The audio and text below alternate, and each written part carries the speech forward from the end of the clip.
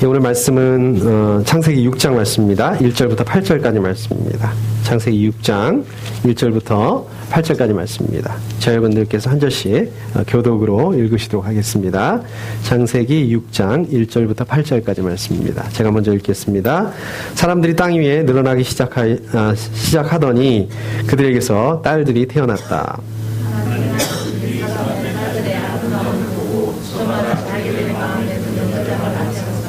주님께서 말씀하셨다. 생명을 주는 나의 영이 사람 속에 영원히 머물지 않은 것이다. 사람은 살과 피를 지닌 육체요 그들의 날은 120년이다.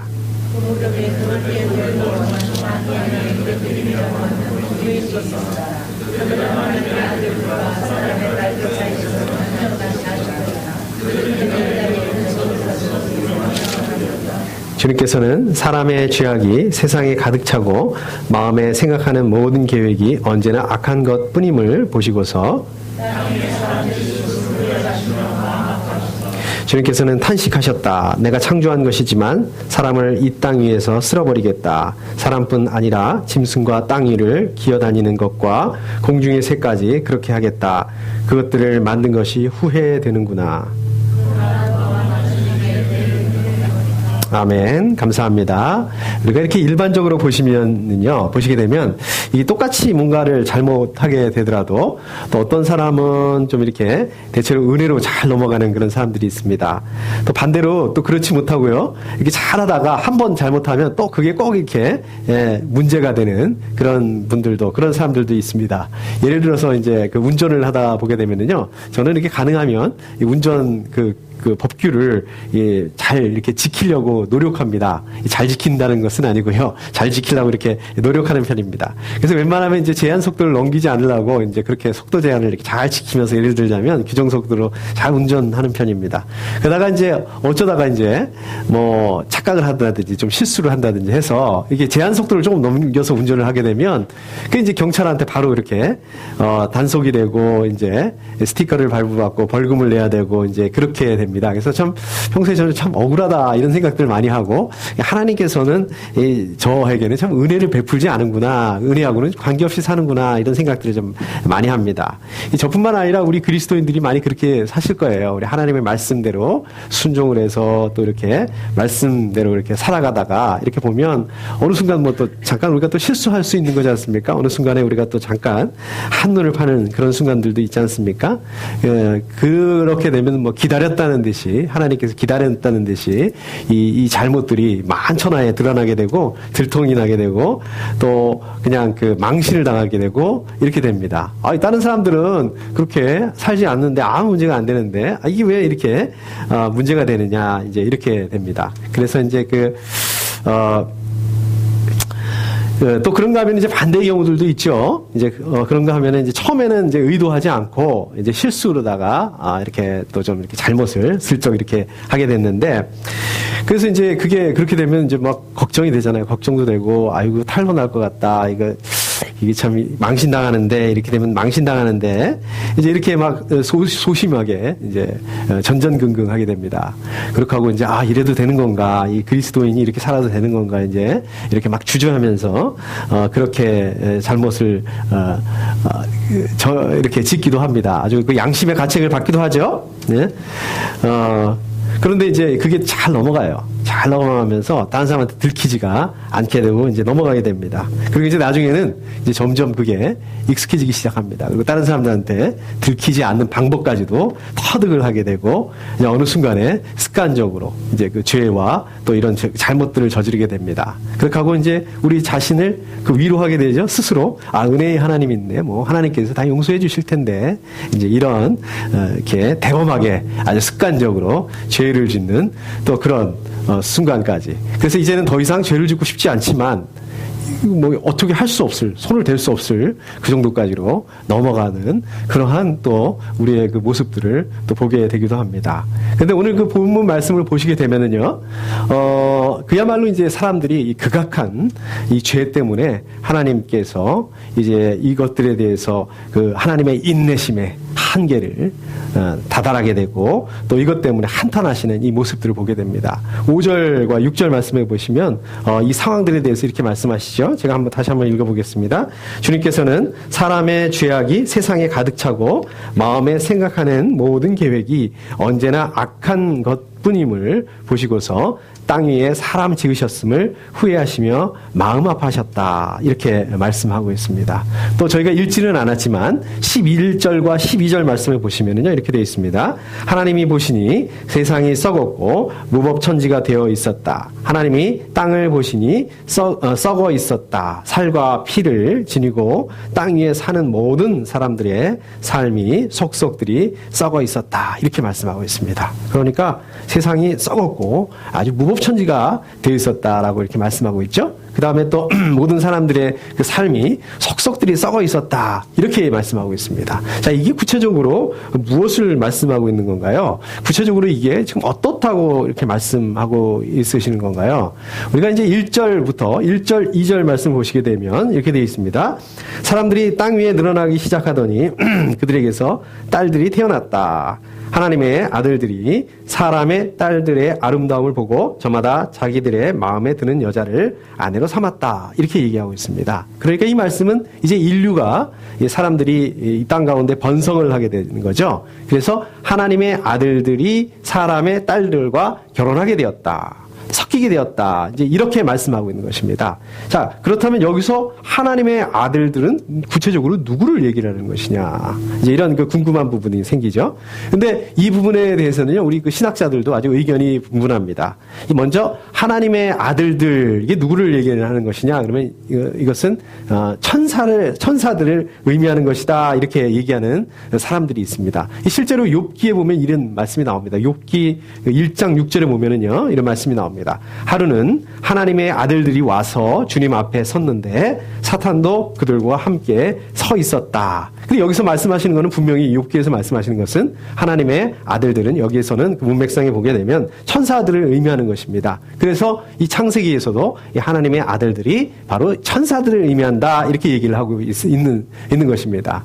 그런가 하면 이제 그 사람들의 사람의 딸들, 이것은 이제 땅 위에 있는 그 인간들을 두고 말씀하고 있는 것이다. 그래서 이 해석에 의하면 어떤 그 영과 육이 섞이게 되었다. 2절에 보면은 또 그런 부분들이 나오지 않습니까? 예, 그래서 이렇게 주장하고 있습니다. 자, 그런가 하면 이제 또 다른 해석, 다른 주장도 있습니다. 그래서 이제 우리 전통적으로 많은 신학자들이 이제 주장하는 그런 부분들인데요.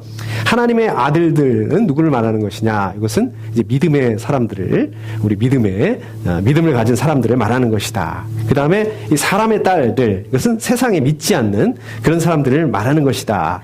그러니까 이 상황에서, 오늘 그 창세기 6장의 이 상황에서 이 구조에서 보게 된다면 어떻게 볼 수 있겠습니까? 셋의 후손들, 이거는 이제 믿는 사람들, 믿지 않는 세상의 사람들, 이것은 가인의 후손들, 이제 이런 구도로 볼 수 있게 되는 거죠.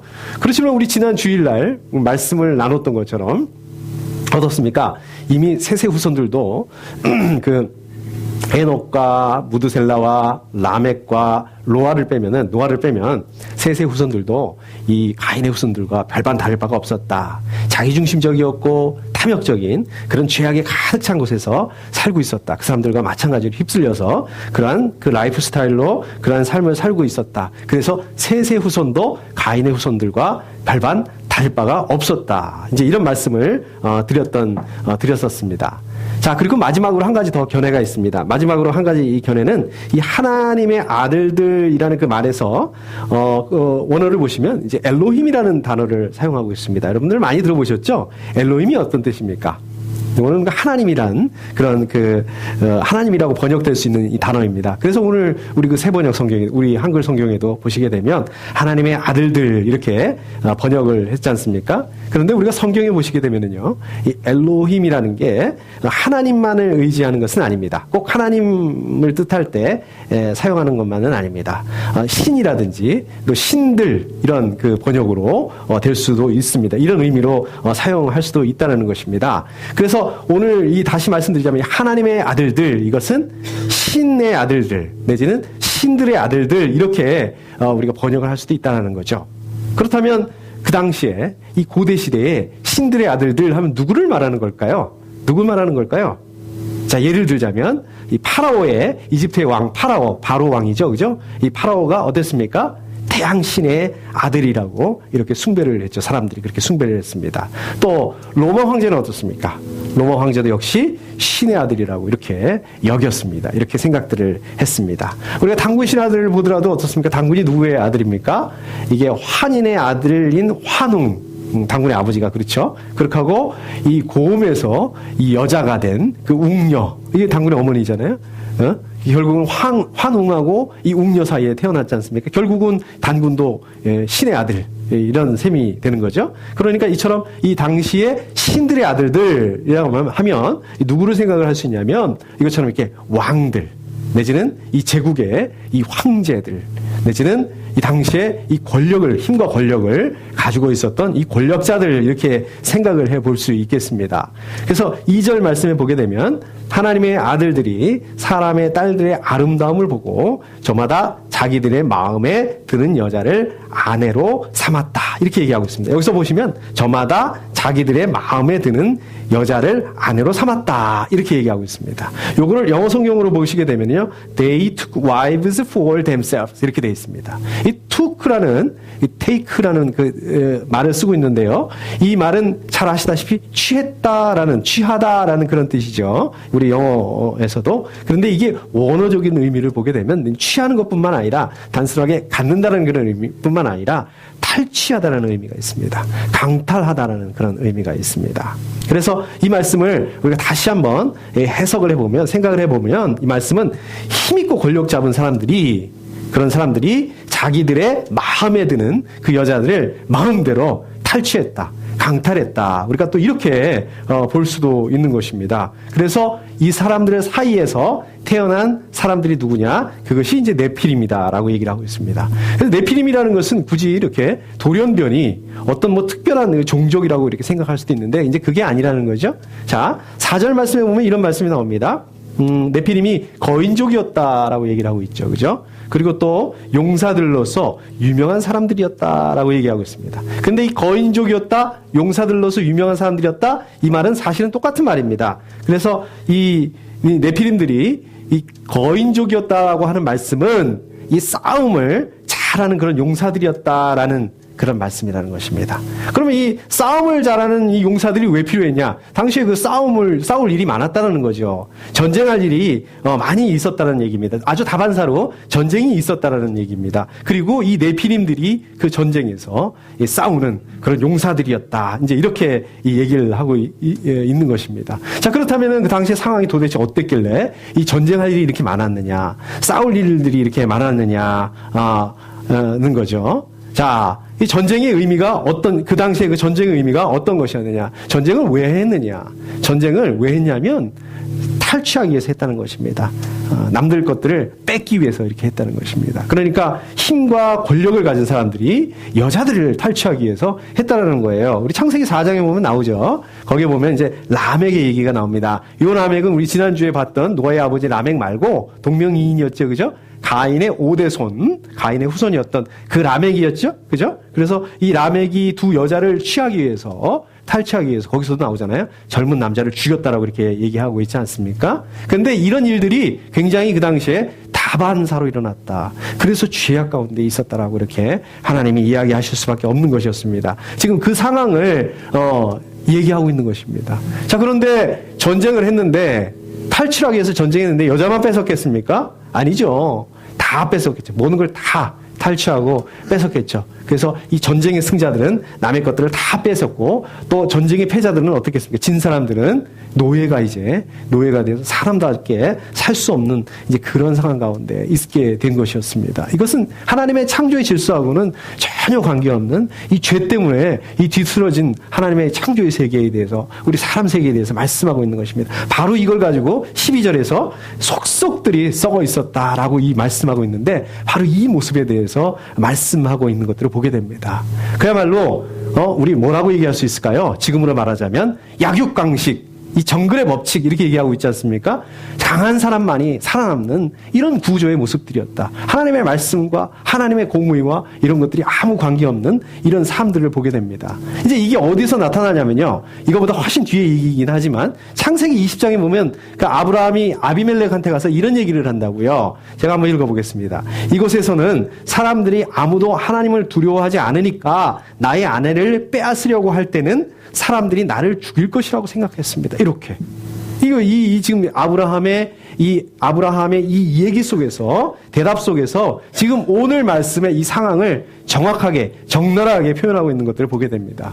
또, 우리 그 창세기 거기가 몇 장인가? 우리 그 하나님, 그 소돔과 고모라를 보기 위해서 하나님께서 그 두 천사를 보내시잖아요. 천사가 온단 말이에요. 그런데 소돔 사람들이 이게 천사인지 모르고 지나가는 나그네인지 알고 어떻습니까? 그 사람을 내놓으라. 이렇게 얘기를 하고 있습니다. 우리가 좀 상관하겠다. 이 말씀 무슨 얘기입니까? 이게 당시에 그 관행이었다는 거예요. 이 나그네와 같은 이런 약자들, 이런 사람들이야말로 탈취의 대상이었다. 마음대로 해도 좋고, 이 사람들, 다 뺏을 수 있는 이러한 이것들이 관행이었다. 지금 이 모습들에 대해서 그대로 보여주고 있는 것입니다. 그래서 이 창세기 6장의 이 부분의 이 상황이 얼마나 이 죄악에 가득 찬, 더 이상 어떻게 할 수 없는 이러한 그 모습이었다는 것들에 대해서 보여주고 있는 것입니다. 5절 말씀을 보시게 되면 사람의 죄악이 세상에 가득 차고 마음에 생각하는 모든 계획이 언제나 악한 것뿐이었다. 이렇게 얘기하실 수밖에 없는 상황이었다는 것입니다. 그런데 이 말씀은 어떻습니까? 우리 창세기 1장 28절에 보면 이 말씀이 나온다고요. 생육하고 번성하여 땅에 충만하여라. 이렇게 하나님 말씀하셨는데 그게 그렇게 된 것이 아니라 오히려 세상 가운데 이 죄악이 가득한 이 창조의 질서가 완전히 뒤틀어진, 하나님의 말씀이 완전히 이제 뒤틀어져 버린 이 모습들을 지금 그리고 있는 것입니다. 완전히 상반되어져 버린 거죠. 창조 때와. 또 창세기 1장 31절에 보면 하나님께서 천지를 다 창조하신 다음에 또 아담과 하와까지 창조하신 다음에 기쁨으로 이렇게 얘기하셨어요. 뭐라고 말씀하셨습니까? 보시기에 참 좋았더라. 그렇지만 오늘 어떻게 말씀하고 있습니까? 6절에서 땅 위에 사람 지으셨음을 후회하시며 마음 아파하셨다. 하나님께서 천지를 창조하시고 이 사람을 만드시고 그래서 기쁨으로 보시기에 참 좋았다. 이 기쁨이 괴로움으로 바뀌게 되었다는 것을 보게 됩니다. 이제는 그렇게까지 되었습니다. 결국 이 말씀을 통해서 인간이 어떻게 얼마나 타락을 하게 되었는지, 그 인간의 그 총체적인 악함에 대해서 말씀하고 있는 것입니다. 오늘 말씀을 통해서. 자, 그래서 제가 아까 모두에서 말씀드렸던 것처럼 우리가 죄를 짓게 될 때는 어떻습니까? 처음에 양심의 가책이라는 게 남아 있어요. 그래서 내가 정말 이래도 되는 건가? 이렇게 하면서 처음에 이렇게 소심하게 간단 말이에요. 이걸 잘 못합니다. 잘못을 이렇게 소심하게 하면서 이렇게 하다가 이게 어느 순간에 어떻게 됩니까? 계속 반복을 하게 됩니다. 지난주에도 말씀드렸던 것처럼 이게 마치 관성 때문에 굴러가는 공처럼, 계속해서 이 굴러가는 공처럼 자동적으로 습관적으로 죄를 짓게 되는 것이라는 것입니다. 그렇게 하고 그게 넘어서게 되면 이제는 자기를 합리화를 시키게 된다는 거예요. 그래서 어떻습니까? 알고 있는 지식, 교리 이런 것들을 총동원해가지고 우리가 아전인수격으로 해석을 합니다. 우리 상황들에 대해서. 은혜 하나님인데 다 용서해 주시는데 뭐 하나님께서 또 용서해 주실 건데 뭐 이러한 그 모습이 우리의 모습이라는 것입니다. 차라리 이렇게 습관적으로 죄를 짓기 전부터 처음부터 우리가 잘못했을 때, 죄를 짓게 되었을 때 차라리 야단을 맞게 되었다면 이 지경까지 오지는 않지 않았을까 보게 됩니다. 오늘 말씀을 통해서 이 세상이 얼마나 부패하게 되었는지, 얼마나 이 죄악으로 물들어서 더 이상 어떻게 할 수 없는, 그래서 이제 하나님께서 만드신 이 세상을 노아의 홍수를 통해서 인간들을 심판하실 수밖에 없었던 이 하나님의 마음들에 대해서 보게 됩니다. 그야말로 이제 홍수가 일어나기 직전, 홍수의 전야의 모습들을 보게 되는 것입니다. 우리가 이때 이 모습을 보게 되면 창세기 6장의 모습을 보게 되면 그냥 그것이 역사의 기록, 창세기의 그런 기록이 아니라 마치 요즘 세상들을 보는 것 같습니다. 하나님 없이 살아가는 사람들이 어떻습니까? 하나님 없이 살아가는 사람들의 그 모습들을 보는 것 같습니다. 요즘에도 보게 되면 전쟁이 있어요. 분쟁이 있어요. 그런데 이 전쟁이나 분쟁들이 왜 있게 되는 것입니까? 왜 이런 다툼들이 있게 되는 것입니까? 결국은 내 것을 확보하겠다는 것입니다. 내가 좀 더 가지겠다. 이거 아니겠습니까? 요즘에 전쟁들을 보게 되면 겉으로는 명분이 있습니다. 뭐 때문에 뭐 정의를 위해서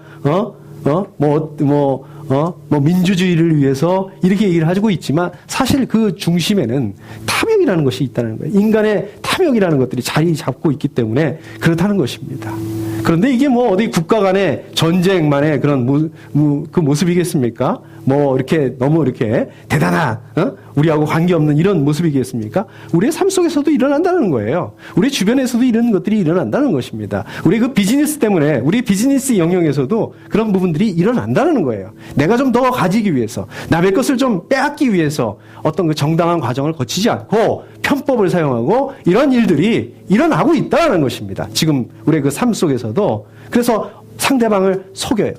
상대방에게 불법으로 빼앗고 되고 탈취하게 되고 자기보다 더 약한 사람들에 대해서 강한 사람들한테도 그렇게 못해요.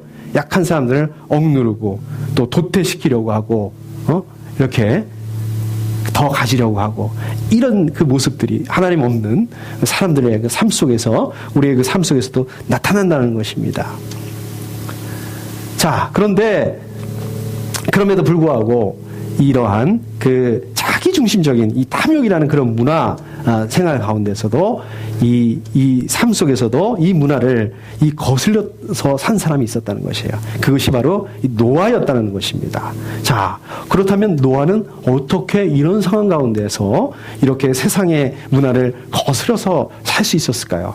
우리가 지난 시간에도 말씀을 나눴던 것처럼 그것은 가족 공동체를 통해서 가능할 수 있었다 이렇게 말씀드렸습니다. 가족을 통해서 가능할 수 있었다라고 말씀드렸습니다. 자, 그래서 우리 교회 공동체가 어떻게 이러한 그 세상의 문화들을, 이 세상의 가치관들을, 이러한 세상들을 거슬러서 살아갈 수 있는 것인가? 이 부분을 또한 우리 가족 공동체 안에서, 우리 교회 공동체 안에서 고민해야 된다는 것입니다. 우리가 이런 부분들을 생각을 해야 된다는 것입니다. 우리가 이 세상 가운데 나아가서 어떻게 하면 어떻게 살아갈 것인가? 우리가 어떻게 하나님의 말씀에 순종해서 살아가게 이렇게 도와줄 수 있을 것인가? 우리 그 교회 공동체가 이 부분들에 대해서 고민하고 우리가 기도해야 된다는 것입니다. 우리가 혼자서는 이렇게 할 수가 없어요. 우리가 혼자서는 이런 삶을 살아갈 수가 없다는 것입니다. 우리가 혼자서는 이런 삶을 감당할 수가 없다는 것입니다. 여러분들 잘 아시는 아마 들으신 이야기실 겁니다. 이 작년 여름이었나요? 이 지역의 모 교회 장로님 부부께서요. 이분들 아주 신앙생활도 굉장히 열심히 하신 분들이고요.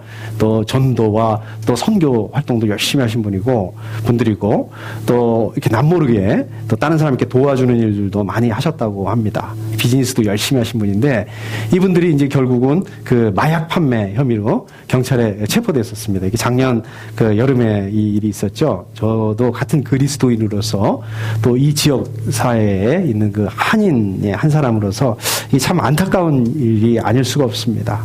제가 이 상황을 앞뒤 전후 상황을 잘 모르면서 제가 이렇게 이야기를 할 수는 없지만 제 생각에는 이분들이 처음부터 아주 나쁜 분들이어서 아주 악한 분들이어서 좀 이렇게 속이려고 처음부터 아주 이중적으로 그렇게 선한 그리스도인의 모습과 또 이중적인 삶을 했다고 생각하지는 않습니다. 처음에는 아마 그랬을 것 같아요. 호기심으로. 또 그렇게 하면 좀 돈을 벌 수 있대더라. 돈을 좀 잘 벌 수 있대더라. 이번 한 번만 딱 이렇게 한번 해보자.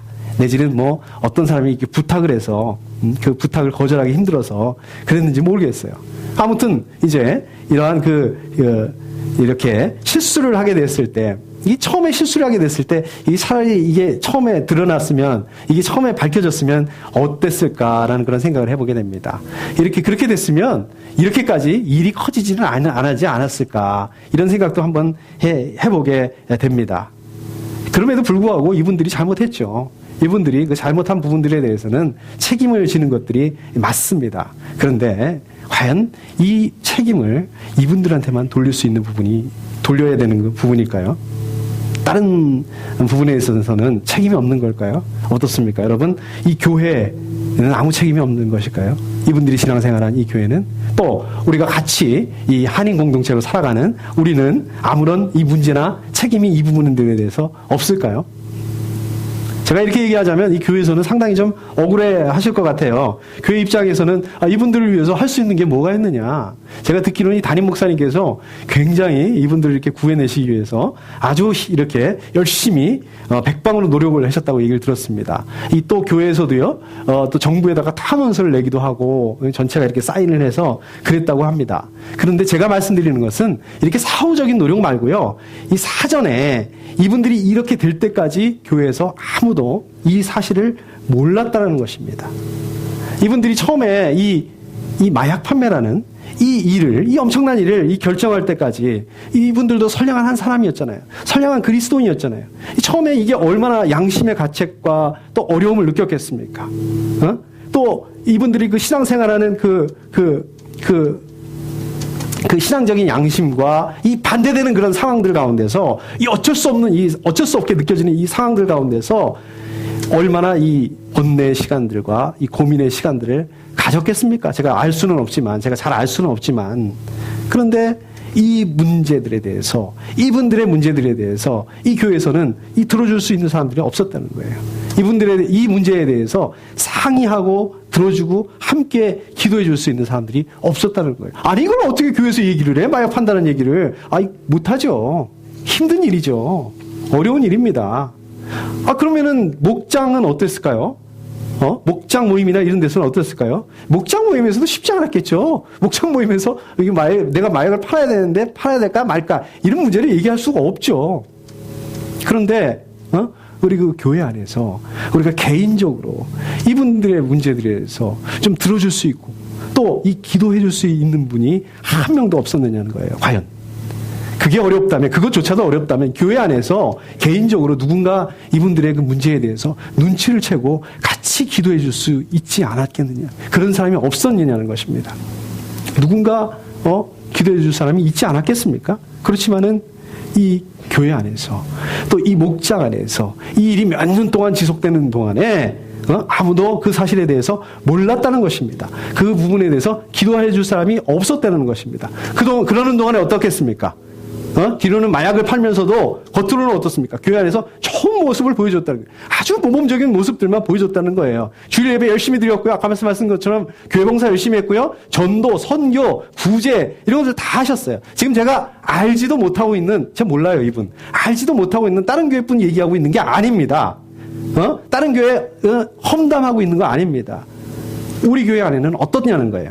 물론 우리 교회 안에 이렇게 엄청난 일이 있을 수는 없죠. 이렇게 엄청난 일은 아닌다 하더라도 우리 교회는 어떠냐는 것입니다.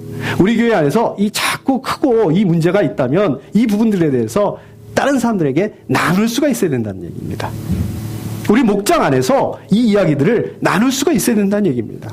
이것을 상의하고 좀 기도해주고 같이 기도해달라고 부탁할 수가 있어야 된다는 것입니다. 이게 영적인 문제뿐만 아니라 실질적인 문제에서도 그렇게 가능해야 된다는 것입니다. 속은 썩어 들어가고 있는데 겉으로 보기에는 너무 행복해 보여요. 겉으로 보기에는 너무 모범적인 그런 그 모습들만 보여줍니다. 속마음은 아주 그냥 썩어 들어가고 있고 이걸 어떻게 해야 되나 고민을 하고 있는데 말입니다. 이렇게 된다면, 우리 교회가 이렇게 된다면 다른 교회하고 아무 차이 없는 그저 똑같은 것이랍니다. 우리 교회가 이렇게 된다면 아까도 말씀드린 것처럼 죄악 가운데서 자기중심적인 생각 가운데서 탐욕적으로 흘러가는 이 세상들, 이 가치관들을 거슬러서 살아갈 수 있는 그 힘을 줄 수가 없는 교회 공동체가 되는 것입니다. 우리가 이렇게 못한다면. 그래서 그렇게 하기 위해서는 우리가 이 세상을 이겨내기 위해서는, 이 죄악을 이겨내기 위해서는 우리 교회 공동체 안에서 자기의 어려움들을 나눌 수 있고 기도할 수 있고 또 기도 제목을 나눌 수 있어야 된다는 것입니다. 실질적인 그런 문제들을 놓고 상황들을 놓고 우리가 기도할 수 있어야 되고 그러한 그 교회 공동체가 되어야 된다는 것입니다. 그러한 그 목장 모임들이 되어야 된다는 것입니다. 근데 이게 쉽지가 않습니다. 사실 이게 왜 쉽지가 않을까요? 그럴지 모르겠어요. 제가 생각을 해보니까 우리는 멋진 모습을 보여줘야 된다. 좀, 좋은 모습을 보여줘야 된다는 그런 압박감이 있는지 모르겠어요.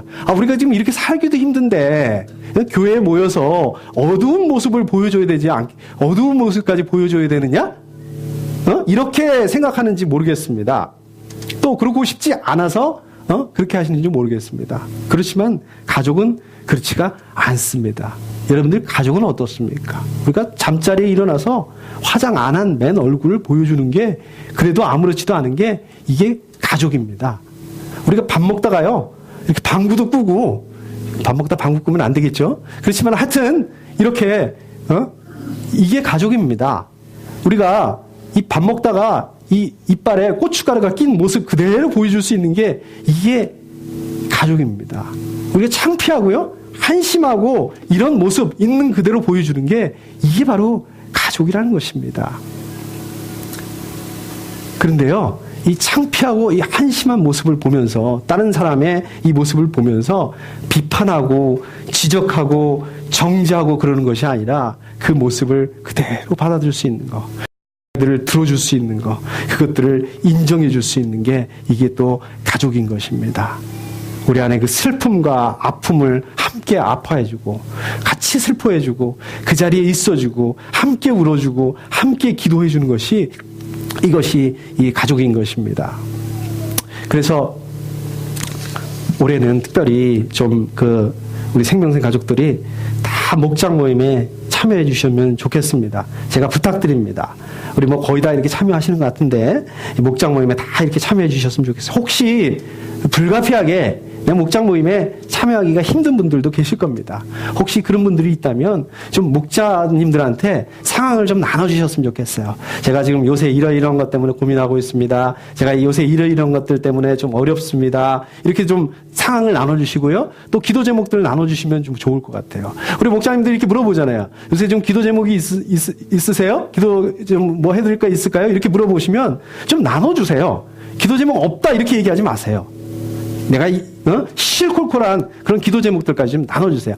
이것까지 기도해야 되나? 기도해야 됩니다.